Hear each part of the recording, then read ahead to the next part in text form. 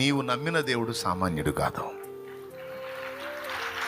నీవు విశ్వసించి సేవిస్తూ నువ్వు ఎవరి మీద ఆనుకున్నావో, సైన్యములకు అధిపత్యగా యెహోవా నజరేయుడగు యేసు క్రీస్తుగా భూమి మీదకి వచ్చినటువంటి ఆయన పరాక్రమశాలి, రోషం గల దేవుడు.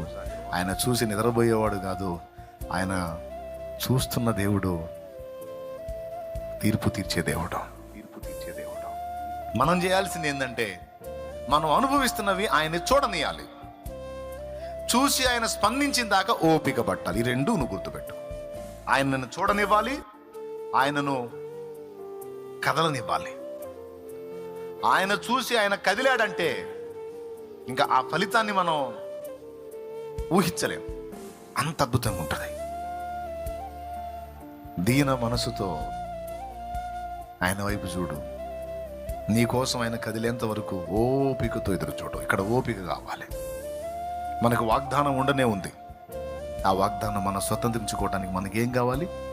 ఓపిక, ఓర్పు. హెబ్రీ పత్రిక చెప్పింది అది.